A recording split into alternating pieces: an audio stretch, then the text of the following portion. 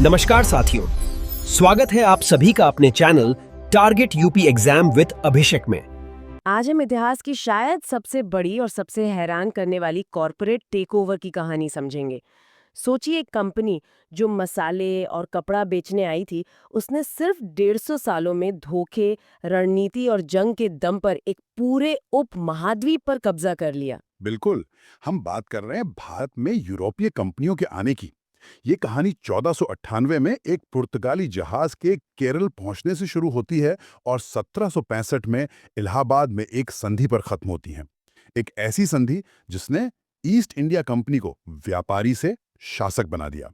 आज हम इसी सफर को समझने की कोशिश करेंगे कि यह सब हुआ कैसे। तो चलिए बिल्कुल शुरू से शुरू करते हैं। 15वीं सदी में यूरोप को भारत से ऐसा क्या चाहिए था कि वो समंदर के तूफानों से लड़ने को भी तैयार थे? ये जरूरत इतनी बड़ी क्यों थी? वजह एक शब्द में कहें तो थी मसाले, खास तौर पे काली मिर्च।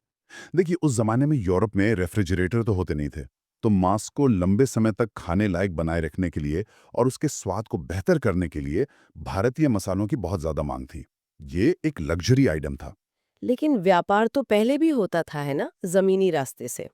फिर अचानक समुद्री रास्ते की इतनी बेचैनी क्यों? आपने सही नस पकड़ी है। व्यापार होता था, लेकिन उस पर अरब व्यापारियों और वेनिस के सौदागरों का कब्जा था। सामान कई देशों से होकर गुजरता था और हर चौकी पर टैक्स लगता था। लेकिन 1453 में एक बहुत बड़ी घटना हुई। हुआ ये कि तुर्कों ने कुस्तुनतूनिया यानी आज के इस्तांबुल पर कब्जा कर लिया। इससे यूरोप और एशिया के बीच का जो मुख्य जमीनी रास्ता था, वो लगभग बंद हो गया। अब यूरोप के स्पेन और पुर्तगाल जैसे नए और महत्वाकांक्षी देशों को लगा कि अगर अमीर बनना है तो इन बिचौलियों को हटाकर भारत तक पहुंचने का एक सीधा समुद्री रास्ता खोजना ही होगा। और इसी खोज ने उस दिन को जन्म दिया जिसके बारे में हम सबने स्कूल में पढ़ा है। 20 मई 1498, जब वास्को डी गामा कालीकट पहुंचा। जी।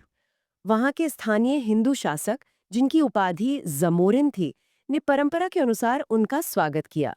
लेकिन वहां पहले से व्यापार कर रहे अरब सौदागरों को ये नया कंपटीशन बिल्कुल पसंद नहीं आया। खैर, वास्को डी गामा यहाँ से काली मिर्च और दूसरी जड़ी बूटियां लेकर जब वापस पुर्तगाल गया, तो जो हुआ उसने यूरोप की इतिहास की दिशा ही बदल दी। आप उस मशहूर 60 गुना मुनाफे की बात कर रहे हैं। हाँ, लेकिन ये सिर्फ एक आंकड़ा नहीं है। इसे ऐसे समझिए कि ये यूरोप के लिए एक तरह से गोल्ड रश की शुरुआत थी। इस एक यात्रा ने पूरे यूरोप को ये संदेश दे दिया कि भारत का खजाना अब सबके लिए खुला है और जो पहले पहुंचेगा वो सबसे ज्यादा पाएगा। असली होड़ यहीं से शुरू हुई। तो पुर्तगालियों ने इस शुरुआती बढ़त का फायदा कैसे उठाया? उन्होंने भारत में अपनी पकड़ मजबूत करने के लिए गवर्नरों को भेजना शुरू किया। पहले गवर्नर फ्रांसिस्को डी एल्मेडा की सोच बड़ी साफ थी। उनकी ब्लू वाटर पॉलिसी का मानना था कि जमीन पर कब्जा करने से बेहतर है समंदर पर कब्जा करो। मतलब समंदर के जरिए पूरे ट्रेड को कंट्रोल करना। बिल्कुल। अगर हिंद महासागर के व्यापारिक मार्गों पर तुम्हारा नियंत्रण है, तो जमीन अपने आप तुम्हारे काबू में आ जाएगी। वे दूसरे देशों के जहाजों को हिंद महासागर में व्यापार करने के लिए एक परमिट खरीदने पर मजबूर करते थे, जिसे कारताज कहते थे। ये एक तरह की समुद्री दादागिरी थी। यहां तक कि मुगल बादशाह अकबर के जहाजों को भी ये परमिट लेना पड़ता था। तो अल्मेडा की पॉलिसी समुंदर पर राज करने की थी। लेकिन सिर्फ पानी पर कब्जे से तो साम्राज्य नहीं बनता, जमीन पर भी तो अड्डा चाहिए। हम्म। क्या यही अगले गवर्नर की सोच में बदलाव था? आपने एकदम सही पकड़ा। दूसरे महत्वपूर्ण गवर्नर अल्फांसो डी अल्बुकर्क ने यही किया। उन्हें भारत में पुर्तगाली शक्ति का असली संस्थापक माना जाता है। उन्होंने समझा कि सिर्फ नौसेना से काम नहीं चलेगा, हमें जमीन पर एक मजबूत हेडक्वार्टर चाहिए। और इसी सोच के साथ उन्होंने 1510 में बीजापुर के सुल्तान से गोवा को छीन लिया। यही गोवा अगले 450 सालों तक भारत में पुर्तगालियों का गढ़ बना रहा। दिलचस्प बात यह भी है कि पुर्तगालियों का असर सिर्फ व्यापार और युद्ध तक ही सीमित नहीं था। नहीं, बिल्कुल नहीं।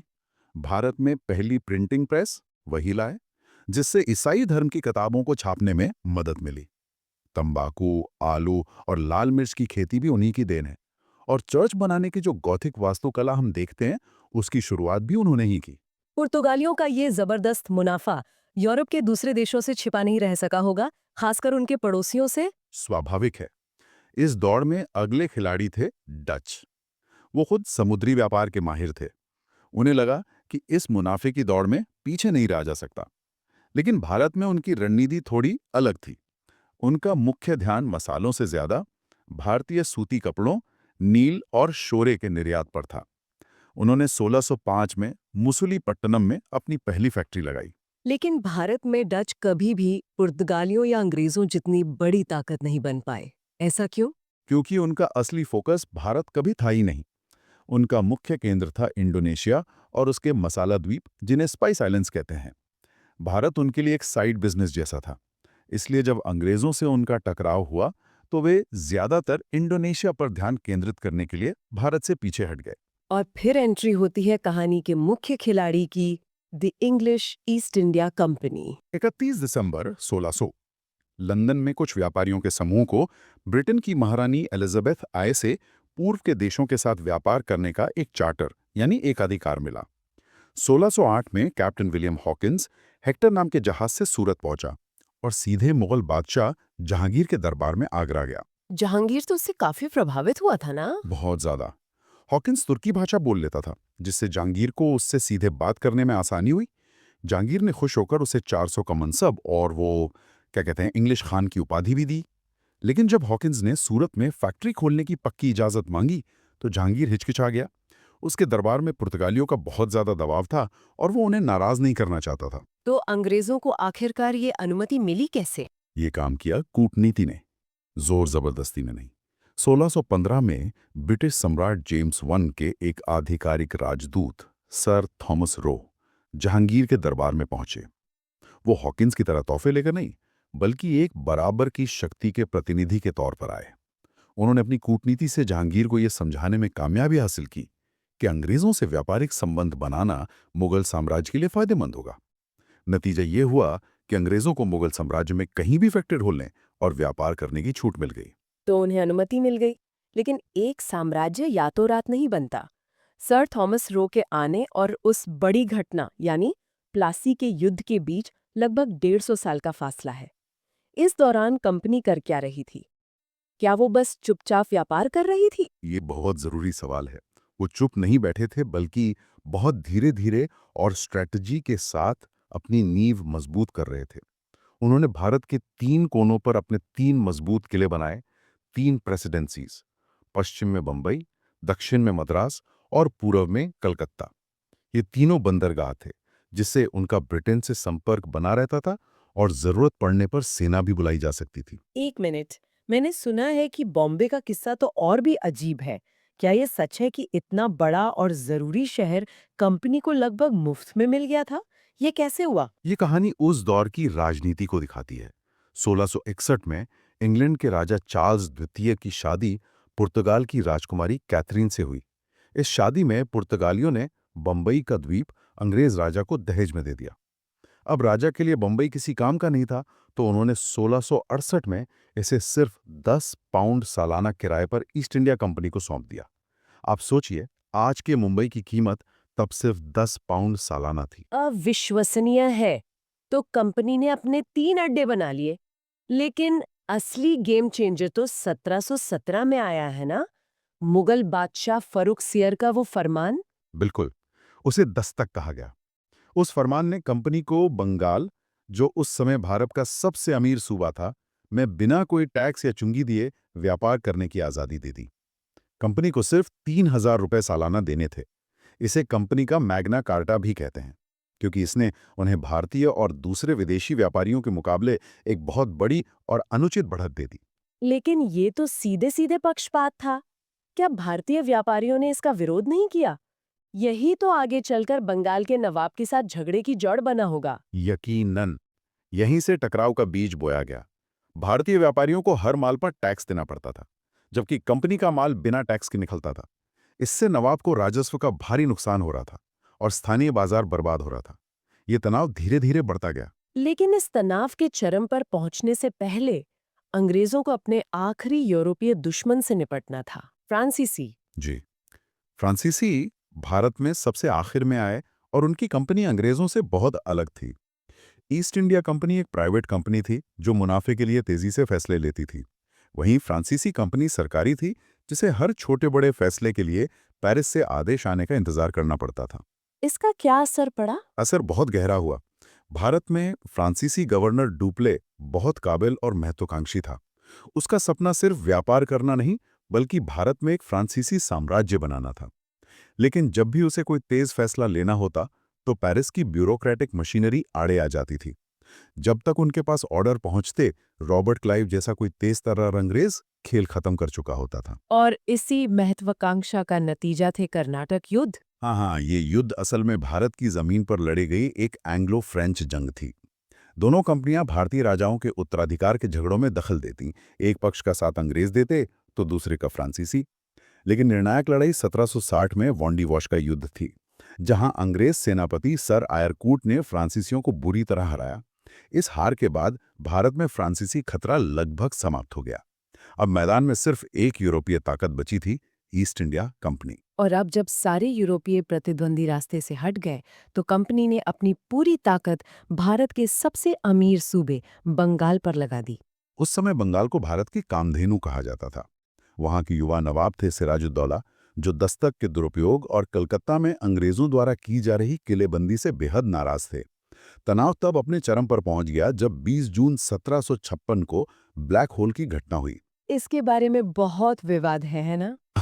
अंग्रेजों का कहना है कि नवाब ने 146 अंग्रेजों को एक छोटी सी कोठरी में बंद कर दिया, जिसमें से 123 की दम घुटने से मौत हो गई। हालांकि ज्यादातर भारतीय इतिहासकार और कुछ ब्रिटिश इतिहासकार भी इसे एक मनगढ़ंत या बहुत ज्यादा बड़ा चढ़ाकर बताई गई कहानी मानते हैं। इसका मकसद रॉबर्ट क्लाइव को मद्रास से बंगाल आकर हमला करने के लिए एक नैतिक बहाना देना था। और इसी बहाने के साथ रॉबर्ट क्लाइव बंगाल पहुंचा और प्लासी के युद्ध की नींव रखी गई। 23 जून 1757। प्लासी का युद्ध असल में कोई युद्ध था ही नहीं, ये एक धोखा था, एक साजिश थी। क्लाइव जानता था कि वो नवाब की विशाल सेना को सीधी युद्ध में नहीं हरा सकता, इसलिए उसने लड़ाई के बजाय सौदा किया। उसने नवाब के सेनापति मीर जाफर को बंगाल का अगला नवाब बनाने का लालच दिया। और मीर जाफर मान गया। हाँ, युद्ध के मैदान में नवाब की सेना का एक बहुत बड़ा हिस्सा जो मीर जाफर के अधीन था, चुपचाप खड़ा रहा। उन्होंने एक भी गोली नहीं चलाई। सिराजुद्दौला को जब धोखे का एहसास हुआ, तब तक बहुत देर हो चुकी थी। वो हार गया, पकड़ा गया और बाद में मार दिया गया। प्लासी एक सैन्य जीत नहीं थी, बल्कि एक विश्वासघात की जीत थी। इस धोखे ने अंग्रेजों को बंगाल का किंग मेकर बना दिया। मीर जाफर अब उनकी कठपुतली नवाब था। बिल्कुल, अंग्रेजों ने मीर जाफर से इतना पैसा और संसाधन वसूले कि बंगाल का खजाना खाली हो गया। जब मीर जाफर उनकी लगातार बढ़ती मांगों को पूरा नहीं कर पाया, तो उन्होंने उसे हटाकर उसके दामाद मीर कासिम को नवाब बना दिया। उन्हें लगा कि ये भी एक और कठपुतली होगा। लेकिन मीर कासिम अलग निकला। बहुत अलग। मीर कासिम एक योग्य और स्वाभिमानी शासक था। उसने अंग्रेजों के प्रभाव को कम करने के लिए सबसे पहले अपनी राजधानी मुर्शिदाबाद से मुंगेर स्थानांतरित की। उसने अपनी सेना को यूरोपीय तरीके से ट्रेनिंग देना शुरू किया, और सबसे बढ़कर उसने दस्तक के दुरुपयोग को रोकने के लिए सभी भारतीय व्यापारियों के लिए भी टैक्स खत्म कर दिया। अब भारतीय और अंग्रेज व्यापारी एक ही स्तर पर आ गए। ये तो अंग्रेजों को बिल्कुल बर्दाश्त नहीं हुआ होगा। यही बक्सर के युद्ध की वजह बना। 23 अक्टूबर 1764 को हुआ ये युद्ध प्लासी के बिल्कुल विपरीत था। यहाँ कोई धोखा नहीं था, बल्कि दो सेनाओं के बीच एक असली सैन्य टकराव था। एक तरफ थी तीन बड़ी भारतीय शक्तियां, बंगाल का भगोड़ा नवाब मीर कासिम, अवध का नवाब शुजाउद्दौला और खुद दिल्ली का मुगल बादशाह शाह आलम द्वितीय। और दूसरी तरफ थी हेक्टर मुनरो के नेतृत्व में कंपनी की एक छोटी लेकिन कहीं ज्यादा अनुशासित और आधुनिक सेना। और नतीजा? अंग्रेजों ने तीनों की संयुक्त सेना को हरा दिया। प्लासी ने अगर दरवाजा खुला था, तो बक्सर ने उस पर ताला लगा दिया। प्लासी ने साबित किया था कि अंग्रेज साजिश कर सकते हैं, लेकिन बक्सर ने साबित किया कि अब वो भारत की सबसे बड़ी सैन्य शक्ति को भी हरा सकते हैं। इसने तय कर दिया कि भारत का अगला शासक कौन होगा। बक्सर की इस निर्णायक जीत के बाद 1765 में रॉबर्ट क्लाइव ने मुगल बादशाह के साथ वो संधि की जिसने सब कुछ बदल दिया, इलाहाबाद की संधि। जी, इस संधि के तहत मुगल बादशाह, जो अब सिर्फ नाम के शासक रह गए थे, ने कंपनी को बंगाल, बिहार और उड़ीसा के दीवानी अधिकार सौंप दिए। दीवानी अधिकार मतलब टैक्स वसूलने का अधिकार।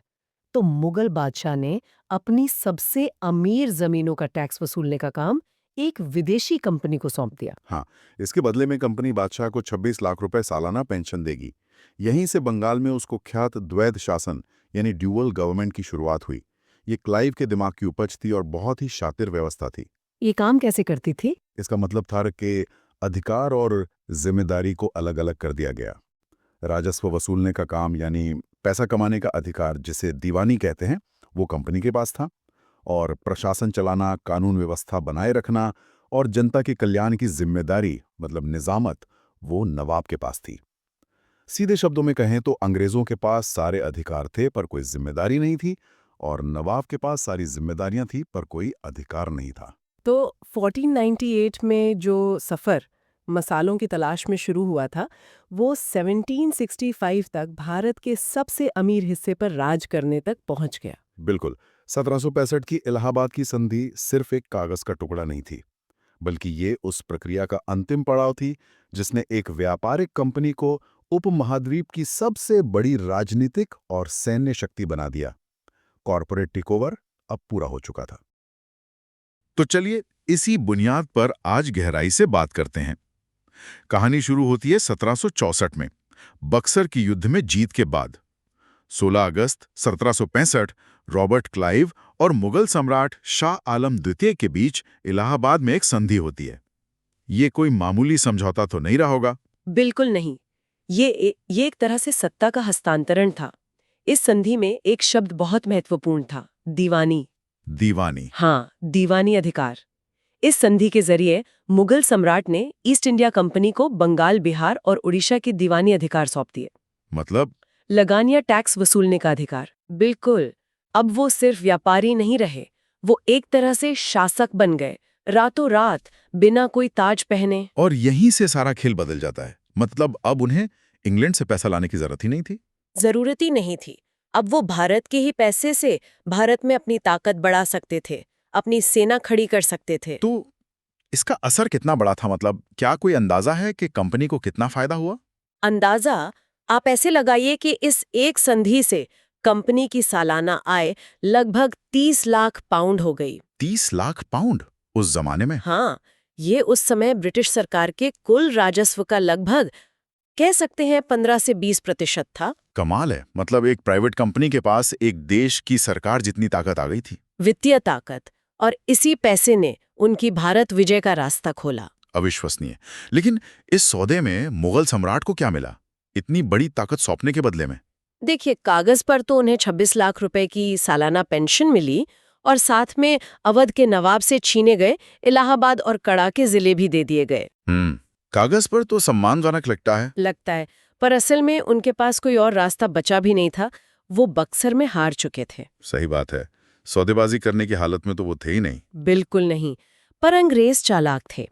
उन्होंने सम्राट के पद को खत्म नहीं किया। वो जानते थे कि मुगल नाम का रुतबा अभी भी पूरे हिंदुस्तान में है। तो उन्होंने उस नाम का इस्तेमाल किया। हाँ, उन्होंने सम्राट को दिल्ली से दूर इलाहाबाद के किले में अपने संरक्षण में रख लिया। वो नाम के बादशाह थे पर असल में एक तरह से नजरबंद थे। यानी सत्ता का केंद्र अब दिल्ली नहीं कलकत्ता बन चुका था। सही कहा। अब असली सत्ता कंपनी के हाथों में थी। तो बंगाल से मिले इस बेहिसाब धन से उन्होंने सबसे पहले अपनी नजर कहाँ डाली? उनकी नजर पड़ी दक्षिण भारत पर। वहां मैसूर राज्य एक बहुत बड़ी ताकत बनकर उभर रहा था। हैदर अली और टीपू सुल्तान? हाँ, उनका सामना हुआ भारत के सबसे काबिल शासकों में से एक हैदर अली और उनके बेटे टीपू सुल्तान से। मैसूर का संघर्ष तो काफी लंबा चला था, है ना? बहुत लंबा, 4 युद्ध हुए, जो दिखाता है कि मैसूर कितनी बड़ी चुनौती था। पहले युद्ध में मतलब 1767 से 69 वाले में हैदर अली ने अंग्रेजों को बुरी तरह हराया था। हाँ, मैंने पढ़ा है। उन्हें मद्रास तक खदेड़ दिया था। बिल्कुल, और उन्हें मद्रास की संधि करने पर मजबूर कर दिया था। ये अंग्रेजों के लिए एक बहुत बड़ा झटका था, एक बड़ी बेइज्जती थी। लेकिन बंगाल की दौलत हाथ में थी तो वो आसानी से हार मानने वाले तो नहीं थे। नहीं। दूसरा युद्ध जो 1780 से 84 तक चला, उसके दौरान हैदर अली की मृत्यु हो गई कैंसर से। हाँ, और फिर कमान संभाली उनके बेटे टीपू सुल्तान ने।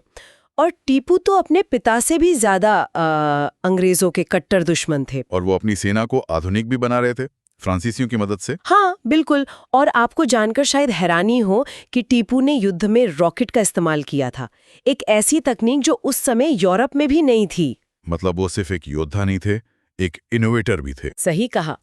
लेकिन तीसरे युद्ध में गवर्नर जनरल कॉर्नवालिस ने मराठों और निजाम को अपने साथ मिला लिया। एक बड़ा गठबंधन बना लिया। हाँ, और टीपू अकेले पड़ गए।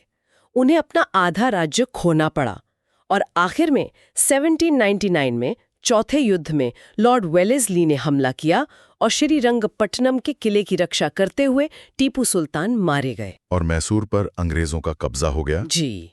तो दक्षिण की इतनी बड़ी शक्ति को हराने के बाद क्या अब अंग्रेजों के लिए रास्ता साफ था या कोई और चुनौती बची थी? रास्ता बिल्कुल साफ नहीं था, बल्कि अब उनके सामने थी उस समय की सबसे बड़ी भारतीय शक्ति, मराठा साम्राज्य। मराठा, ये तो किसी एक राजा का राज नहीं था, ये तो एक संघ जैसा था। बिल्कुल। पुणे के पेशवा के नेतृत्व में सिंधिया, होलकर, भोसले, गायकवाड़, कई शक्तिशाली सरदारों का एक संघ था। इनसे निपटना और भी मुश्किल था। तो इनके साथ कैसा रहा मुकाबला? पहला आंग्ल मराठा युद्ध 7 साल तक चला, 1775 से 82 तक, और इसका कोई नतीजा नहीं निकला। कोई नहीं जीता। नहीं। और सालाबाई की संधि के साथ यह युद्ध खत्म हुआ। लेकिन इस संधि से अंग्रेजों को एक बहुत कीमती चीज मिली। वो क्या थी? 20 साल का वक्त, 20 साल की शांति। 20 साल, ये तो बहुत लंबा समय है। मराठा इतने अनुभवी थे, उन्हें यह खतरा दिखा नहीं कि अंग्रेज इन 20 सालों में क्या कर रहे हैं। यही तो मराठा साम्राज्य की सबसे बड़ी त्रासदी थी। उन 20 सालों में अंग्रेज अपनी ताकत बढ़ाते रहे और मराठा सरदार आपस में ही लड़ते रहे। खासकर होलकर और सिंधिया। उन्होंने अपनी सारी ताकत एक दूसरे के खिलाफ ही लगा दी। और अंग्रेजों को वो मौका मिल गया जिसका वो इंतजार कर रहे थे, फूट डालो और राज करो। बिल्कुल। जब 1803 में दूसरा युद्ध हुआ तो अंग्रेज पूरी तरह तैयार थे। उन्होंने इन सरदारों को एक एक करके हराया। अलग अलग। हाँ, सिंधिया को अलग, भोंसले को अलग, होलकर को अलग, और उन पर सहायक संधियां थोप दी। मतलब अब उनकी सेना और विदेश नीति पर अंग्रेजों का कंट्रोल था। जी। और फिर निर्णायक चोट लगी तीसरे युद्ध में 1817-18 में। उसने तो कमर ही तोड़ दी होगी। कमर तोड़ दी। मराठा ताकत पूरी तरह खत्म हो गई। पेशवा का पद ही खत्म कर दिया गया और आखिरी पेशवा बाजीराव द्वितीय को पेंशन देकर बिठूर भेज दिया गया। तो अब बंगाल गया, मैसूर गया, मराठा भी गए। अब आखिरी किला कौन सा बचा था? उत्तर पश्चिम में एक आखिरी किला बचा था, महाराजा रणजीत सिंह का शक्तिशाली सिख साम्राज्य। कहते हैं कि जब तक महाराजा रणजीत सिंह जीवित थे, अंग्रेजों की हिम्मत नहीं हुई पंजाब की तरफ देखने की। हिम्मत हुई नहीं। रणजीत सिंह बहुत दूरदर्शी थे। उन्होंने फ्रांसीसी और इतालवी अफसरों की मदद से एक ऐसी आधुनिक सेना बनाई थी, फौज खास, जो किसी भी यूरोपीय सेना को टक्कर दे सकती थी। अंग्रेज जानते थे कि पंजाब से उलझना आग से खेलने जैसा है। लेकिन 1839 में उनकी मृत्यु के बाद सब कुछ बदल गया। सब कुछ। उनकी मृत्यु के बाद पंजाब में एक तरह से अराजकता फैल गई। उनके उत्तराधिकारी उतने काबिल नहीं थे और सरदारों में लड़ाई शुरू हो गई। हाँ, सत्ता के लिए खूनी संघर्ष शुरू हो गया। और जो खालसा सेना थी वो बहुत शक्तिशाली थी, पर अब वो अपने ही शासकों के कंट्रोल से बाहर हो रही थी। और अंग्रेजों ने हमेशा की तरह इस मौके का फायदा उठाया। बिल्कुल। उन्होंने पंजाब की सीमा पर अपनी सेना बढ़ानी शुरू कर दी। खालसा सेना ने इसे एक खतरे के तौर पर देखा और सतलज नदी पार कर दी। और यहीं से पहला आंग्ल सिख युद्ध शुरू हुआ। हाँ, 1845-46 में सिख सैनिक बहुत बहादुरी से लड़े, लेकिन अपनी ही कुछ सरदारों के धोखे की वजह से हार गए। और फिर हुई लाहौर की संधि, जो सिखों के लिए बहुत अपमानजनक थी। लेकिन कहानी यहाँ खत्म नहीं हुई। अंग्रेजों का दखल पंजाब में बढ़ता जा रहा था, जिससे लोगों में बहुत गुस्सा था। और फिर दूसरा युद्ध हुआ। हाँ, 1848-49 में। इस बार भी जबरदस्त लड़ाइयां हुईं, लेकिन 1849 में गुजरात के युद्ध में सिखों की अंतिम हार हुई और गवर्नर जनरल लॉर्ड डलहौजी ने पंजाब को ब्रिटिश साम्राज्य में मिला लिया। और इसी के साथ प्रसिद्ध कोहिनूर हीरा भी। हाँ, कोहिनूर हीरा, जो महाराजा रणजीत सिंह के खजाने की शान था, उसे महारानी विक्टोरिया को भेज दिया गया, जो एक तरह से भारत की संप्रभुता के समर्पण का प्रतीक बन गया, कह सकते हैं। पंजाब के विलय के साथ ही भारत पर ब्रिटिश विजय का वो चरण पूरा हो गया जो इलाहाबाद की संधि से शुरू हुआ था। तो 1765 में इलाहाबाद की संधि से शुरू हुआ ये सफर 1849 में पंजाब के विलय के साथ एक पड़ाव पर पहुंचा। लगभग 85 सालों में एक व्यापार करने आई कंपनी हिंदुस्तान की मालिक बन बैठी। और 1849 तक भारत का राजनीतिक नक्शा पूरी तरह बदल चुका था। अब चलिए चलते हैं इतिहास के उस पन्ने की ओर जिसने सब कुछ बदल कर रख दिया। ये कहानी है रेलवे लाइनों की, डाक टिकटों की, नए विचारों की और उस गहरे आर्थिक शोषण की जिसने पूरे देश को झकझोर कर रख दिया था। तो आज का मकसद यही समझना है कि कैसे लॉर्ड डलहौजी की आक्रामक नीतियों से लेकर कांग्रेस के जन्म तक उस भारत की नींव पड़ी जिसे हम आज जानते हैं। बिल्कुल, चलिए इसे परत दर परत खोल कर देखते हैं। तो कहानी शुरू होती है 1848 में लॉर्ड डलहौजी के आने से। ये एक ऐसा गवर्नर जनरल था जो बहुत तेजी से बहुत बड़े पैमाने पर बदलाव लाना चाहता था। आते ही उसने साम्राज्य को फैलाने का काम शुरू कर दिया और उसका सबसे बड़ा हथियार था डॉक्ट्रिन ऑफ लैप्स। हाँ, यानी हड़प नीति। ये थी क्या असल में? ये एक बेहद चालाकी से बनाई गई नीति थी। मतलब इसके मुताबिक अगर किसी रियासत के राजा का अपना कोई पुरुष वारिस नहीं होता, हाँ, मतलब अपना बेटा नहीं होता। हाँ, तो वो किसी बच्चे को गोद नहीं ले सकता था और उसकी रियासत सीधी सीधी ब्रिटिश साम्राज्य का हिस्सा बन जाती थी। ये तो भारतीय परंपराओं पर सीधा हमला था। गोद लेने की प्रथा तो सदियों से चली आ रही थी। बिल्कुल, और इसका असर बहुत भयानक हुआ। एक के बाद एक कई राज्य इसके शिकार हुए। सतारा, संभलपुर, नागपुर। लेकिन सबसे चर्चित मामला तो झांसी का था, है ना? हाँ, बिल्कुल। जब राजा गंगाधर राव की मृत्यु हुई तो डलहौजी ने उनके दत्तक पुत्र को वारिस मानने से साफ इनकार कर दिया। ये सिर्फ एक कानूनी फैसला नहीं था, ये रानी लक्ष्मीबाई के सम्मान और झांसी की अस्मिता पर चोट थी। और इसी एक फैसले ने एक वफादार सहयोगी को अंग्रेजों का सबसे खतरनाक दुश्मन बना दिया। और फिर 1856 में अवध का विलय हुआ, लेकिन वो तो इस नीति के तहत नहीं हुआ था, जहां तक मुझे याद है। नहीं, और यही बात इसे और भी ज्यादा खतरनाक बनाती है। अवध पर कुशासन का आरोप लगाया गया। कुशासन मतलब अंग्रेजों ने कहा कि नवाब वाजिद अली शाह अपना राज ठीक से नहीं चला रहे हैं, इसलिए हम इसे अपने कब्जे में ले रहे हैं। अच्छा, तो ये तो एक बहुत ही खतरनाक मिसाल थी। बहुत ज्यादा। इसका मतलब था कि अंग्रेज अब किसी भी रियासत को किसी भी बहाने से हड़प सकते थे, चाहे कोई संधि हो या कोई वादा। और अवध के विलय ने तो वहां के लोगों में बहुत गुस्सा भर दिया होगा। जाहिर है, हजारों सैनिक, कलाकार, कारीगर सब रातों रात बेरोजगार हो गए और लोगों के मन में अंग्रेजों के लिए जो थोड़ा बहुत भरोसा बचा था वो भी खत्म हो गया। एक मिनट, यहीं पर मुझे एक बात समझ नहीं आती। एक तरफ तो डलहौजी इतनी आक्रामक नीतियां अपना रहा है और दूसरी तरफ उसी के दौर में भारत में पहली ट्रेन चल रही है, यूनिवर्सिटी की नींव रखी जा रही है, टेलीग्राफ लाइनें बिछ रही हैं। ये दोनों चीजें एक साथ कैसे हो सकती हैं? ये सवाल बहुत दिलचस्प है और इसका जवाब रेलवे के मकसद में छिपा है। हाँ, 16 अप्रैल 1853 को बंबई के बोरीबंदर से ठाणे के बीच भारत की पहली यात्री ट्रेन चली। ये एक ऐतिहासिक घटना थी। लेकिन स्रोत साफ बताते हैं कि रेलवे का मुख्य उद्देश्य भारतीयों का कल्याण नहीं था। इसके 3 असली मकसद थे। पहला, भारत के अंदरूनी हिस्सों से कपास और दूसरे कच्चे माल को बंदरगाहों तक तेजी से पहुंचाना ताकि उन्हें इंग्लैंड की फैक्ट्रियों में भेजा जा सके। और दूसरा मकसद था इंग्लैंड की उन्हीं फैक्ट्रियों में बने तैयार माल के लिए भारत के विशाल बाजार को खोलना। ट्रेनें उस माल को देश के कोने कोने तक पहुंचा सकती थी। और तीसरा, जो शायद सबसे जरूरी था, वो था सैन्य नियंत्रण। किसी भी विद्रोह की स्थिति में सैनिकों को तेजी से एक जगह से दूसरी जगह भेजा जा सकता था। अगर आप 1909 का एक नक्शा देखें तो ये साफ दिखता है कि सारी बड़ी लाइनें बंदरगाहों को देश के भीतरी व्यापारिक केंद्रों से जोड़ती थी। तो रेलवे का जाल दरअसल भारत को लूटने और नियंत्रित करने का एक आर्थिक और सैन्य जाल था। क्या यही सोच टेलीग्राफ और शिक्षा के पीछे भी काम कर रही थी? काफी हद तक। 1853 में कलकत्ता से आगरा के बीच पहली टेलीग्राफ लाइन बिछाई गई।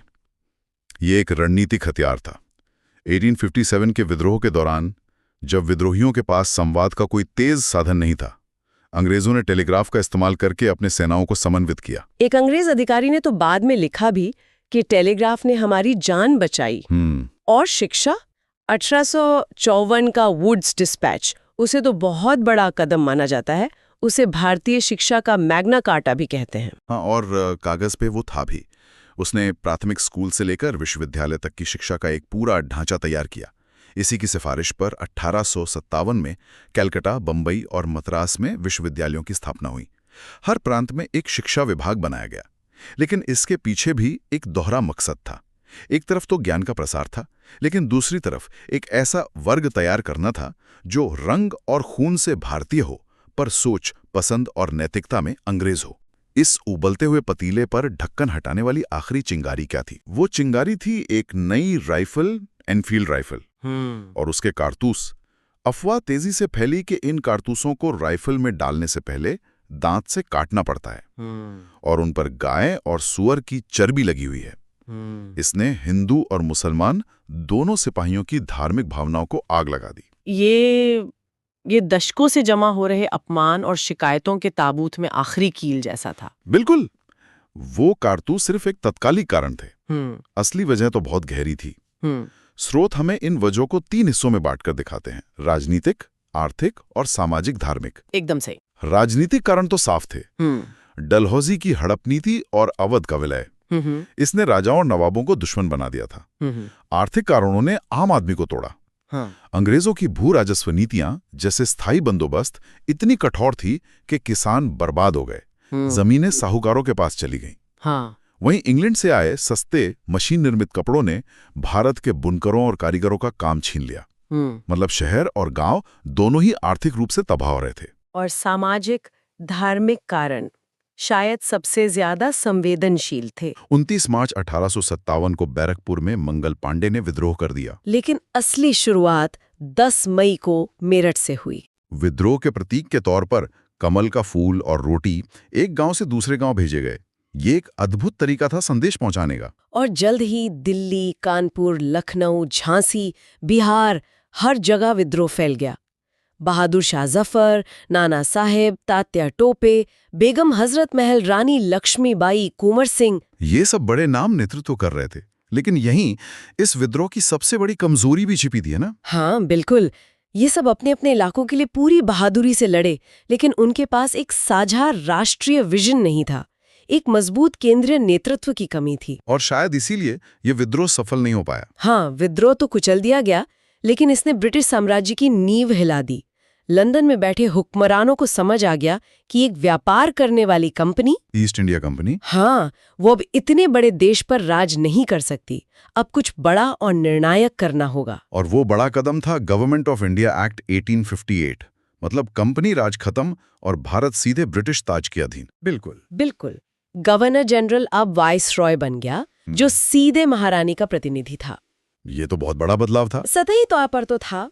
1 नवंबर 1858 को महारानी विक्टोरिया का घोषणा पत्र जारी किया गया, जिसमें बड़े बड़े वादे किए गए। क्या वादे थे? कहा गया कि अब किसी रियासत को नहीं हड़पा जाएगा, लोगों के धार्मिक मामलों में दखल नहीं दिया जाएगा और भारतीयों को बिना भेदभाव के सरकारी नौकरियां दी जाएंगी। खास तौर पर सेना को लेकर क्या नीति अपनाई गई? बिल्कुल नहीं। सेना में फूट डालो और राज करो की नीति को बड़ी बेरहमी से लागू किया गया। जाति, धर्म और इलाके के आधार पर रेजिमेंट बनाई गई। Sikh regiment, Gorkha regiment, Pathan regiment. हाँ, मकसद ये था कि सैनिक खुद को भारतीय समझने से पहले सिख, गोरखा या पठान समझें और कभी एकजुट ना हो सकें। और तोपखाना? वो पूरी तरह से अंग्रेजों के नियंत्रण में रखा गया। तो मतलब सरकार बदल गई, वाइसरॉय आ गए, लेकिन जमीनी स्तर पर शोषण का तरीका और भी गहरा हो गया। बिल्कुल। और इसकी सबसे बड़ी मार पड़ी आर्थिक मोर्चे पर। किसानों पर? हाँ, किसानों पर। अंग्रेजों की भू राजस्व प्रणालियों ने उन्हें तबाह कर दिया। उन्हें अपनी जरूरत का अनाज उगाने की जगह नील और कपास जैसी नकदी फसलें उगाने पर मजबूर किया गया। नतीजा ये हुआ कि किसान साहूकारों के कर्ज के जाल में फंसते चले गए। और इसी दौर में भारत ने इतिहास के सबसे भयानक अकाल भी देखे। 1876-78 का मद्रास का अकाल, लाखों लोग मारे गए थे। हाँ, और उसी वक्त वाइसरॉय लिटन दिल्ली में एक भव्य दरबार लगा रहा था। इस दौर में हमें बहुत अलग अलग सोच वाले वाइसरॉय भी देखने को मिलते हैं। स्रोत खास तौर पर 2 नामों का जिक्र करते हैं जो एक दूसरे से बिल्कुल उलट थे, लॉर्ड लिटन और लॉर्ड रिपन। ये लगभग अच्छा पुलिस वाला, बुरा पुलिस वाला जैसा लगता है। ये एक सटीक तुलना है। लॉर्ड लिटन 1876 से 80 पूरी तरह दमनकारी था। जब 1877 में भारत भयानक अकाल की चपेट में था, तब उसने दिल्ली में एक आलीशान दिल्ली दरबार का आयोजन किया ताकि महारानी विक्टोरिया को भारत की साम्राज्ञी घोषित किया जा सके। 1878 में उसने वर्नैक्युलर प्रेस एक्ट लागू किया, जिसका मकसद भारतीय भाषाओं में छपने वाले उन अखबारों का मुंह बंद करना था जो सरकार की आलोचना करते थे। और उसके ठीक बाद लॉर्ड रिपन आया, जिसे एक उदार वायसराय माना जाता है। हाँ, लॉर्ड रिपन 1880-84 ने आते ही वर्नैक्युलर प्रेस एक्ट को रद्द कर दिया। उन्हें भारत में स्थानीय स्वशासन का जनक भी कहा जाता है, क्योंकि उन्होंने नगरपालिकाओं और जिला बोर्डों की शुरुआत की। लेकिन रिपन के दौर में ही सुधारों की सीमा भी साफ नजर आ गई। जब उसने इल्बर्ट बिल पेश करने की कोशिश की तो अंग्रेजों का असली चेहरा सामने आ गया। इल्बर्ट बिल, ये वही था ना जिसमें भारतीय जजों को यूरोपियन लोगों के मुकदमे सुनने का अधिकार देने की बात थी। बिल्कुल। और इसी एक प्रस्ताव पर भारत में रहने वाले अंग्रेज समुदाय ने इतना जबरदस्त हंगामा किया, इतना नस्लीय विरोध प्रदर्शन किया कि सरकार को बिल वापस लेना पड़ा। इसी दर्द और गुस्से के बीच दादा भाई नौरोजी जैसे विचारक सामने आए। ड्रेन थ्योरी वाले। हाँ। उन्होंने अपनी किताब poverty and un-British rule in India में पहली बार आंकड़ों के साथ साबित किया कि अंग्रेज कोई विकास नहीं कर रहे, बल्कि एक पाइपलाइन की तरह भारत का धन और संसाधन चूस कर ब्रिटेन ले जा रहे हैं। तो एक तरफ ये राजनीतिक निराशा और आर्थिक तबाही चल रही थी, लेकिन समाज के भीतर एक और ही क्रांति जन्म ले रही थी, एक वैचारिक क्रांति। हाँ, और ये बहुत दिलचस्प है। पश्चिमी शिक्षा जो भारतीयों को क्लर्क बनाने के लिए लाई गई थी, उसी ने एक ऐसे वर्ग को जन्म दिया जिसने स्वतंत्रता, समानता और राष्ट्रवाद जैसे पश्चिमी विचारों को पढ़ना शुरू कर दिया। और इसी दौर में भारत के समाज सुधारकों ने अंदर से समाज को बदलने का बीड़ा उठाया। ईश्वर चंद्र विद्यासागर। हाँ, उन्होंने विधवा पुनर्विवाह के लिए कानून बनवाया, जो उस समय के लिए एक बहुत बड़ी और क्रांतिकारी बात थी। स्वामी दयानंद सरस्वती ने आर्य समाज की स्थापना की और वेदों की ओर लौटो का नारा दिया। और स्वामी विवेकानंद, जिन्होंने 1893 में शिकागो में अपने भाषण से पूरी दुनिया को भारतीय दर्शन की गहराई से परिचित कराया। और ज्योतिबा फुले को भी नहीं भूलना चाहिए। बिल्कुल नहीं। उन्होंने महाराष्ट्र में दलितों और महिलाओं की शिक्षा के लिए जो काम किया वो किसी क्रांति से कम नहीं था। उन्होंने सत्यशोधक समाज की स्थापना की। ये सभी सुधारक भारतीय समाज को अंदर से मजबूत कर रहे थे। तो तस्वीर साफ हो रही है। राजनीति का संतोष, आर्थिक शोषण से पैदा हुआ गुस्सा और सामाजिक सुधारों से आई एक नई चेतना, इन सब ने मिलकर एक संगठित राष्ट्रवाद के लिए जमीन तैयार कर दी। लोगों को पहली बार यह एहसास हो रहा था कि उनकी समस्याएं अलग-अलग नहीं हैं, बल्कि उन सब का कारण एक ही है, विदेशी शासन। और इसी एहसास ने 28 दिसंबर 1885 को बॉम्बे में भारतीय राष्ट्रीय कांग्रेस को जन्म दिया। दिलचस्प बात यह है कि इसकी स्थापना में एक रिटायर्ड ब्रिटिश अधिकारी A.O. ह्यूम ने अहम भूमिका निभाई। हाँ, और इसके पहले अध्यक्ष थे व्योमेश चंद्र बनर्जी। लेकिन शुरुआती कांग्रेस तो काफी नरमपंथी थी, है ना? हाँ, अपने शुरुआती 20 सालों में यानी 1885 से 1905 तक कांग्रेस पर नरमपंथियों का दबदबा था। दादा भाई नौरोजी, फिरोज शाह मेहता, गोपाल कृष्ण गोखले जैसे नेता। ये लोग याचिकाओं और प्रार्थना पत्रों के जरिए सुधारों की मांग करते थे। बिल्कुल। उन्हें अब भी ब्रिटिश न्याय प्रणाली पर भरोसा था।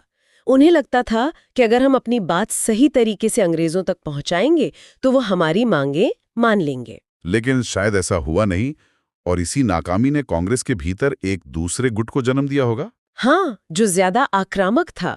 जब सालों तक अर्जियों और अपीलों से कुछ हासिल नहीं हुआ तो कांग्रेस के अंदर ही एक वर्ग का धैर्य जवाब दे गया। लाल बाल पाल। हाँ, बाल गंगाधर तिलक, लाला लाजपत राय और बिपिन चंद्र पाल। उनका मानना था कि आजादी मांगने से नहीं, छीनने से मिलेगी। लेकिन ये उग्रवादी राष्ट्रवाद की एक नई कहानी थी जो 1905 के बाद शुरू होती। चलते हैं नेक्स्ट टॉपिक में। यह कहानी है कि कैसे सुधार की मांग धीरे धीरे पूर्ण स्वराज के संकल्प में बदल गई। हाँ, और कैसे अलग अलग विचारधाराएं थीं, नरम दल, गरम दल, क्रांतिकारी और फिर गांधीवादी, सब एक ही मंजिल की तरफ बढ़ रही थी। भले ही उनके रास्ते अलग थे। हाँ, रास्ते बिल्कुल अलग थे। तो चलिए इन दस्तावेजों की गहराई में उतरते हैं और समझने की कोशिश करते हैं कि भारत ने अपनी आजादी की लड़ाई आखिर लड़ी कैसे। जी, शुरू करते हैं। हम इसे कुछ अहम पड़ावों में बांटकर देखेंगे, जिसकी शुरुआत होती है 20वीं सदी की सुबह से। पहला पड़ाव हम कह सकते हैं 1905 से 1911 का है। हाँ, ये वो समय था जब बंगाल विभाजन ने राष्ट्रवाद की एक ऐसी लहर पैदा की जिसने पूरे देश को जगा दिया। और फिर 1915 में गांधी जी का आगमन हुआ। हाँ, और वहां से लेकर 1919 के जलियांवाला बाग तक का समय, जिसने संघर्ष की दिशा ही बदल दी। अच्छा। इसके बाद आता है 1920 से 1922 का दौर, जब असहयोग आंदोलन के रूप में पहली बार पूरा देश एक साथ खड़ा हुआ। सही। और फिर 1929 से आगे का समय, जब पूर्ण स्वराज का लक्ष्य तय हुआ और आजादी की वो जो कहते हैं अंतिम लड़ाई शुरू हुई। तो शुरू करते हैं 1905 की उस घटना से जिसने आग में घी का काम किया, बंगाल का विभाजन। तो 1905 में वाइसराय थे लॉर्ड कर्जन। हाँ। उन्होंने बंगाल को 2 हिस्सों में बांटने का ऐलान कर दिया। और कागज पर तो कारण कुछ और ही बताया गया था, है ना? हाँ बिल्कुल, कहा गया कि भाई बंगाल एक बहुत बड़ा प्रांत है और प्रशासनिक सुविधा के लिए, मतलब एडमिनिस्ट्रेशन के लिए ऐसा करना जरूरी है। लेकिन असल मकसद तो कुछ और ही था। दस्तावेज तो साफ इशारा करते हैं कि ये फूट डालो और राज करो की नीति का एक क्लासिक उदाहरण था। बिल्कुल सही। बंगाल उस समय भारतीय राष्ट्रवाद का गढ़ था। अच्छा। और वहां हिंदू मुस्लिम एकता भी काफी मजबूत थी। तो अंग्रेजों का असली मकसद इसी केंद्र को तोड़ना था। उन्होंने बंगाल को बांटा भी इसी तरह था, है ना, कि एक हिस्से में हिंदू और दूसरे में मुस्लिम बहुसंख्यक हो जाएं। जी, ताकि दोनों समुदायों के बीच एक दरार पैदा की जा सके। लेकिन कर्जन का ये दाव तो उल्टा पड़ गया। हाँ बिल्कुल, बंटवारे ने लोगों को तोड़ने के बजाय और मजबूती से जोड़ दिया। और यहीं से जन्म हुआ स्वदेशी आंदोलन का। जी। ये सिर्फ एक विरोध प्रदर्शन नहीं था, ये भारत का पहला बड़ा जन आंदोलन था। हाँ, 7 अगस्त 1905 को कलकत्ता के टाउन हॉल में एक बहुत बड़ी सभा हुई और विदेशी सामान के बहिष्कार का प्रस्ताव पास हुआ। और ये सिर्फ कपड़ों तक ही सीमित नहीं रहा। नहीं, बिल्कुल नहीं। लोगों ने विदेशी चीनी, नमक और दूसरी चीजों का इस्तेमाल बंद कर दिया। छात्रों ने स्कूल और कॉलेज का बहिष्कार किया। वकीलों ने अदालतें छोड़ दी। इन नोट्स में एक बहुत दिलचस्प बात है। रविंद्रनाथ टैगोर के सुझाव पर विभाजन के दिन, मतलब 16 अक्टूबर को, हिंदुओं और मुसलमानों ने एक दूसरे की कलाई पर राखी बांधी थी। हाँ, ये दिखाने के लिए कि उन्हें कोई बांट नहीं सकता। और वंदे मातरम तो इस आंदोलन का नारा ही बन गया। ये आंदोलन इतना जबरदस्त था कि 1911 में अंग्रेजों को झुकना पड़ा। जी, दिल्ली में दिल्ली दरबार लगा और बंगाल विभाजन को रद्द कर दिया गया। लेकिन उन्होंने एक चाल और चली। हाँ, उन्होंने भारत की राजधानी को कलकत्ता से दिल्ली स्थानांतरित कर दिया ताकि बंगाल के राजनीतिक महत्व को कम किया जा सके। इसी उथल-पुथल के बीच भारतीय राजनीति में 2 और बड़े बदलाव हुए। एक तरफ तो 1906 में मुस्लिम लीग की स्थापना हुई। जी, आगा खां और ढाका के नवाब सलीमुल्लाह के नेतृत्व में। उनका उद्देश्य था मुसलमानों के राजनीतिक अधिकारों की रक्षा करना, और अंग्रेजों ने इसे बढ़ावा भी दिया। बिल्कुल, क्योंकि उनके बांटू राज करो के एजेंडे में बिल्कुल फिट बैठता था। और दूसरी तरफ खुद कांग्रेस के अंदर एक बहुत बड़ी फूट पड़ गई। 1907 का सूरत अधिवेशन, जिसे सूरत स्प्लिट भी कहते हैं। हाँ, तो ये नरम दल और गरम दल, ये 2 गुट क्यों बने थे? देखिए, ये तरीकों की लड़ाई थी। नरमदन के जो नेता थे, जैसे गोपाल कृष्ण गोखले, उनका मानना था कि हमें याचिकाओं और सुधारों के जरिए धीरे धीरे आजादी की ओर बढ़ना चाहिए। और गरम दल? वहीं गरम दल, जिसमें लाल बाल पाल यानी लाला लाजपत राय, बाल गंगाधर तिलक और बिपिन चंद्र पाल थे, उनका कहना था कि आजादी मांगने से नहीं मिलती, उसे छीनना पड़ता है। और यहीं पर बाल गंगाधर तिलक का वो मशहूर नारा गूंजा, स्वराज मेरा जन्म सिद्ध अधिकार है और मैं इसे लेकर रहूंगा। जी, ये सिर्फ एक नारा नहीं था, ये भारतीय राजनीति में एक नए आत्मविश्वास का ऐलान था। बिल्कुल। और जब एक तरफ कांग्रेस इन वैचारिक बहसों में उलझी थी, तभी एक तीसरा रास्ता भी उभर रहा था। रास्ता बंगाल, महाराष्ट्र और पंजाब के कई युवाओं को लगने लगा था कि शांतिपूर्ण तरीकों से कुछ हासिल नहीं होगा। जैसे 1908 में खुदीराम बोस और प्रफुल्ल चाकी ने मुजफ्फरपुर के जज किंग्सफोर्ड की बग्घी पर बम फेंका। हाँ, और खुदीराम बोस को सिर्फ 18 साल की उम्र में फांसी दे दी गई। या फिर 1912 में रास बिहारी बोस ने दिल्ली में वाइसराय हार्डिंग पर बम फेंका। इन घटनाओं का उद्देश्य असल में आतंक फैलाना नहीं था, जैसा कि बाद में भगत सिंह ने भी कहा। उनका मकसद था बहरों को सुनाना। वो सोए हुए देश को जगाना चाहते थे। बिल्कुल, और ये संदेश देना चाहते थे कि भारतीय चुपचाप जुल्म नहीं सहेंगे। और ये आग सिर्फ भारत में ही नहीं जल रही थी। दस्तावेज बताते हैं कि विदेशों में भी भारतीय अपनी आजादी के लिए संगठित हो रहे थे। जी, अमेरिका में गदर पार्टी की स्थापना हुई। हाँ, गदर पार्टी 1913 में लाला हरदयाल ने सैन फ्रांसिस्को में बनाई थी। इसका मकसद था भारत में सशस्त्र क्रांति के जरिए अंग्रेजी राज को उखाड़ फेंकना। वो एक अखबार भी निकालते थे, गदर नाम का। हाँ, जो दुनिया भर में भारतीयों तक पहुंचता था। इसी दौरान 1914 की कामागाटा मारू घटना का भी जिक्र है। ये क्या था? कामागाटा मारू एक जापानी जहाज था जिसे एक भारतीय गुरदीप सिंह ने किराए पर लिया था। वो करीब 376 भारतीयों को लेकर कनाडा जा रहे थे। लेकिन वहां उन्हें उतरने नहीं दिया गया। जी, कनाडा की सरकार ने, जो उस समय ब्रिटिश साम्राज्य का ही हिस्सा थी, जहाज को किनारे नहीं लगने दिया। और कई महीनों की जद्दोजहद के बाद जहाज को वापस भारत लौटना पड़ा। बिल्कुल। और जब जहाज कलकत्ता के पास बजबज घाट पर पहुंचा तो अंग्रेजों को शक हुआ कि ये लोग गदर पार्टी के क्रांतिकारी हैं। और उन्होंने यात्रियों पर गोली चला दी। हाँ, जिसमें कई लोग मारे गए। इस घटना ने पूरे देश में, खासकर पंजाब में, अंग्रेजों के खिलाफ गुस्से को और भड़का दिया। तो एक तरफ पहला विश्व युद्ध चल रहा था और दूसरी तरफ भारत के अंदर और बाहर आजादी की चिंगारियां सुलग रही थी। और फिर आया साल 1919, जो अपने साथ एक ऐसा काला कानून और एक ऐसा हत्याकांड लेकर आया जिसने भारत की आत्मा को झकझोर कर रख दिया। Rowlatt Act? जी, राउलेट एक्ट। इसे बिना वकील, बिना अपील, बिना दलील का काला कानून कहा गया। इसके तहत तो सरकार किसी को भी सिर्फ शक के आधार पर जेल में डाल सकती थी। हाँ, बिना मुकदमा चलाए। ये भारतीयों के नागरिक अधिकारों पर एक सीधा हमला था। इसी कानून के विरोध में पूरे देश में प्रदर्शन हो रहे थे और पंजाब में ये विरोध बहुत ज्यादा था। जी। 13 अप्रैल 1919, बैसाखी का दिन, अमृतसर के जलियांवाला बाग में हजारों लोग एक शांतिपूर्ण सभा के लिए इकट्ठा हुए थे। और तब जनरल डायर अपनी टुकड़ी के साथ वहां पहुंचा। बाग से बाहर निकलने का जो एकमात्र रास्ता था, उसे बंद कर दिया। और बिना किसी चेतावनी के निहत्ती भीड़ पर गोलियां चलाने का आदेश दे दिया। गोलियां तब तक चलती रहीं जब तक खत्म नहीं हो गई। सरकारी आंकड़ों के मुताबिक लगभग 400 लोग मारे गए, लेकिन असल संख्या तो 1000 से भी ज्यादा थी। रविंद्रनाथ टैगोर ने तो विरोध में अपनी नाइटहुड की उपाधि भी लौटा दी। और इसी घटना ने मोहनदास करमचंद गांधी को भारतीय राजनीति के केंद्र में ला खड़ा किया। हाँ, गांधी जी को यह एहसास हो गया कि अब छोटे मोटे विरोधों से काम नहीं चलेगा, अब एक राष्ट्रव्यापी आंदोलन की जरूरत है। और इसी पृष्ठभूमि में शुरू हुआ असहयोग आंदोलन। 1 अगस्त 1920 गांधी जी ने 2 मुद्दों पर यह आंदोलन छेड़ा। एक तो जलियांवाला बाग हत्याकांड और दूसरा खिलाफत का मुद्दा। इसका सिद्धांत बहुत सीधा था, है ना? अगर भारतीय ही अंग्रेजों का सहयोग करना बंद कर दें तो उनका राज एक दिन भी नहीं चल पाएगा। बिल्कुल। और लोगों ने गांधी जी की बात सुनी भी। छात्रों ने स्कूल कॉलेज छोड़े, वकीलों ने अदालतें छोड़ी, लोगों ने सरकारी नौकरियां और उपाधियां त्याग दी। विदेशी कपड़ों की होली जलाई गई, चरखा और खादी आत्मनिर्भरता का प्रतीक बन गए। ये पहला ऐसा आंदोलन था जिसमें समाज के हर तबके ने, मतलब शहरों से लेकर गांवों तक, बढ़ चढ़कर हिस्सा लिया था। लेकिन यह आंदोलन अपने चरम पर था तभी कुछ ऐसा हुआ कि गांधी जी ने इसे अचानक वापस ले लिया।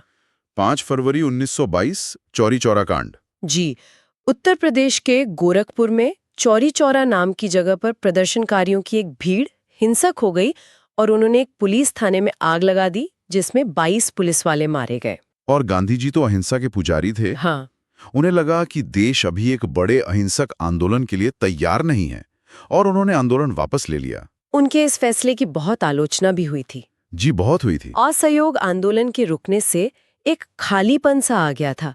कई नेता निराश थे। इसी निराशा से एक नई रणनीति का जन्म हुआ, स्वराज पार्टी। जी, चित्तरंजन दास और मोतीलाल नेहरू का मानना था कि अब हमें विधान परिषदों के चुनावों में हिस्सा लेना चाहिए। उनकी रणनीति थी सिस्टम में घुसकर सिस्टम को तोड़ना। बिल्कुल। वो चुनाव जीतकर परिषदों में पहुंचना चाहते थे और वहां सरकारी कामकाज में बाधा डालकर अपना विरोध जताना चाहते थे। उन्हें कुछ सफलता भी मिली। हाँ, मिली। लेकिन 1925 में चित्तरंजन दास की मृत्यु के बाद पार्टी कमजोर पड़ गई। और फिर 1928 में अंग्रेजों ने साइमन कमीशन भारत भेजा। इसका इतना ज्यादा विरोध क्यों हुआ? देखिए, इस कमीशन का काम था 1919 के एक्ट की समीक्षा करना और भारत में संवैधानिक सुधारों पर सुझाव देना। लेकिन विडंबना ये थी कि इस कमीशन में एक भी भारतीय सदस्य नहीं था। जी, एक भी नहीं। भारत के भविष्य का फैसला करने वाले इस कमीशन में 7 के 7 सदस्य अंग्रेज थे। ये भारत के लिए एक राष्ट्रीय अपमान था। इसीलिए जहां भी कमीशन गया उसे साइमन गो बैक के नारों और काले झंडों का सामना करना पड़ा। जी, लाहौर में ऐसे ही एक प्रदर्शन का नेतृत्व कर रहे थे लाला लाजपत राय, जिन पर पुलिस ने बेरहमी से लाठीचार्ज किया। वो गंभीर रूप से घायल हो गए और कुछ ही हफ्तों बाद उनकी मृत्यु हो गई। उनकी शहादत ने पूरे देश, खासकर क्रांतिकारियों में गुस्से की एक नई लहर भर दी। इन घटनाओं से एक बात तो साफ हो गई थी हाँ, कि अब डोमिनियन स्टेटस या छोटे मोटे सुधारों की बात पीछे छूट चुकी थी। कांग्रेस पर भी युवा नेताओं जैसे जवाहरलाल नेहरू और सुभाष चंद्र बोस का दबाव बढ़ रहा था। बिल्कुल, कि अब लक्ष्य पूरी तरह साफ होना चाहिए। और ये साफ हुआ दिसंबर 1929 के ऐतिहासिक लाहौर अधिवेशन में। जी, रावी नदी के तट पर जवाहरलाल नेहरू की अध्यक्षता में कांग्रेस ने अपना अंतिम लक्ष्य पूर्ण स्वराज यानी पूरी आजादी घोषित कर दिया। और ये सिर्फ एक प्रस्ताव नहीं था, ये एक ऐलान था। हाँ, और तय किया गया कि 26 जनवरी 1930 को पूरे देश में प्रथम स्वतंत्रता दिवस मनाया जाएगा और तिरंगा फहराया जाएगा। और इसी दिन की याद में हम आज भी 26 जनवरी को अपना गणतंत्र दिवस मनाते हैं। सही। अब सवाल यह था कि पूर्ण स्वराज हासिल कैसे किया जाए। लक्ष्य तो तय हो गया था, पर रास्ता क्या होगा? इसका जवाब गांधी जी ने दिया, एक नए आंदोलन के रूप में सविनय अवज्ञा आंदोलन। और इसकी शुरुआत हुई इतिहास की सबसे प्रसिद्ध यात्राओं में से एक से, दांडी मार्च। जी, दांडी मार्च। 12 मार्च 1930 गांधी जी अपने 78 अनुयायियों के साथ साबरमती आश्रम से दांडी के समुद्र तट के लिए निकले। लेकिन नमक ही क्यों? ये तो बहुत मामूली सी चीज लगती है। यही तो गांधी जी की प्रतिभा थी। नमक एक शानदार प्रतीक था। वो हर भारतीय के घर में इस्तेमाल होता था, अमीर, गरीब, हिंदू, मुसलमान, हर कोई। और इस पर टैक्स लगाकर अंग्रेजों ने हर भारतीय की रसोई पर नियंत्रण कर लिया था। बिल्कुल। तो जब गांधी जी ने 24 दिनों की यात्रा के बाद 6 अप्रैल को दांडी में एक मुट्ठी नमक उठाकर कानून तोड़ा, तो उन्होंने सिर्फ एक कानून नहीं तोड़ा, उन्होंने ब्रिटिश राज की नींव पर एक प्रतीकात्मक चोट की। इस एक घटना ने पूरे देश में अवज्ञा की लहर फैला दी। हर जगह लोगों ने नमक कानून तोड़ा, सरकारी कर देने से मना किया। और इस आंदोलन की खास बात ये थी कि इसमें महिलाओं ने बड़े पैमाने पर हिस्सा लिया। हाँ, ये बहुत महत्वपूर्ण था। अब आंदोलन सिर्फ पुरुषों तक सीमित नहीं रहा था। इसी बीच ब्रिटिश सरकार ने लंदन में गोलमेज सम्मेलनों का आयोजन किया था। जी, ताकि भारत के मसले पर बात हो सके। लेकिन पहले सम्मेलन में जो 1930 में हुआ, उसमें कांग्रेस ने हिस्सा ही नहीं लिया। जाहिर है, देश की सबसे बड़ी पार्टी के बिना कोई बातचीत कैसे सफल होते। इसी वजह से वायसराय इरविन पर दबाव बढ़ा। और 1931 में गांधी इरविन समझौता हुआ, जिसके बाद गांधी जी दूसरे गोलमेज सम्मेलन में हिस्सा लेने लंदन गए। लेकिन वहां बात नहीं बनी। नहीं, वहां सांप्रदायिक प्रतिनिधित्व और दलितों के लिए अलग निर्वाचन के मुद्दे पर बात बिगड़ गई और वो खाली हाथ लौटे। लंदन से लौटकर उन्होंने आंदोलन फिर शुरू किया, लेकिन इस बार अंग्रेज तैयार थे। जी, उन्होंने बड़ी क्रूरता से आंदोलन को कुचल दिया। इसी दौरान 1935 का भारत शासन अधिनियम आया। ये एक बहुत महत्वपूर्ण दस्तावेज था। इसने प्रांतों को स्वायत्ता दी, मतलब प्रांतीय सरकारें अब अपने आंतरिक मामले खुद देख सकती थी। और इसी के आधार पर 1937 में चुनाव हुए। हाँ, और इन चुनावों में कांग्रेस को जबरदस्त सफलता मिली। 11 में से 8 प्रांतों में उन्होंने सरकार बनाई। ये पहली बार था जब भारतीयों को शासन चलाने का कुछ अनुभव मिला। जी, और उन्होंने किसानों की कर्ज माफी और शिक्षा सुधार जैसे कई अच्छे काम भी किए। लेकिन ये दौर ज्यादा लंबा नहीं चला। 1939 में दूसरा विश्व युद्ध शुरू हो गया। और अंग्रेजों ने भारत को भी इस युद्ध में शामिल कर लिया, वो भी बिना भारतीय नेताओं से पूछे। इसके विरोध में कांग्रेस की सभी प्रांतीय सरकारों ने इस्तीफा दे दिया। जी, और यहीं पर मोहम्मद अली जिन्ना ने एक ऐसा कदम उठाया जिसने भविष्य की कड़वाहट के बीज बो दिए। हाँ, उन्होंने कांग्रेस के इस्तीफे वाले दिन को मुक्ति दिवस के रूप में मनाने का आह्वान किया। ये घटना कांग्रेस और मुस्लिम लीग के बीच बढ़ती खाई को दिखाती है। बिल्कुल। युद्ध के दौरान अंग्रेजों पर भी दबाव बढ़ रहा था। जापान तेजी से एशिया में आगे बढ़ रहा था और अंग्रेजों को युद्ध के लिए भारत का सहयोग चाहिए था। इसी मकसद से 1942 में उन्होंने स्टैफर्ड क्रिप्स को भारत भेजा, जिसे क्रिप्स मिशन कहते हैं। जी, क्रिप्स ने क्या प्रस्ताव रखा? उन्होंने प्रस्ताव दिया कि युद्ध खत्म होने के बाद भारत को डोमिनियन स्टेटस दे दिया जाएगा, यानी अधूरी आजादी। कि भारत अपने आंतरिक मामले खुद चलाएगा, लेकिन देश का प्रमुख ब्रिटिश सम्राट ही रहेगा। और साथ ही एक संविधान सभा बनाने का भी वादा किया गया। लेकिन तब तक कांग्रेस बहुत आगे निकल चुकी थी। अब उन्हें डोमिनियन स्टेटस नहीं, पूर्ण स्वराज चाहिए था। और गांधी जी ने क्रिप्स के इस प्रस्ताव को एक दिवालिया हो रहे बैंक का पोस्ट डेटेड चेक कहकर खारिज कर दिया। बिल्कुल, मतलब एक ऐसा वादा जिसका भविष्य में कोई मूल्य नहीं था। क्रिप्स मिशन की विफलता के बाद गांधी जी को यकीन हो गया कि अब अंग्रेजों से भारत छोड़ने के लिए कहने का वक्त आ गया है। हाँ, अब कोई समझौता नहीं, कोई बातचीत नहीं, सिर्फ अंतिम संघर्ष। और यहीं से शुरू हुआ भारतीय स्वतंत्रता का अंतिम और सबसे बड़ा अध्याय, भारत छोड़ो आंदोलन। 8 अगस्त 1942 बॉम्बे के ग्वालियर टैंक मैदान में कांग्रेस ने प्रस्ताव पास किया और गांधी जी ने अपना सबसे प्रसिद्ध नारा दिया, करो या मरो। इसका मतलब हिंसा करना नहीं था, है ना? नहीं, बिल्कुल नहीं। इसका मतलब था या तो हम भारत को आजाद कराएंगे या इस कोशिश में अपनी जान दे देंगे।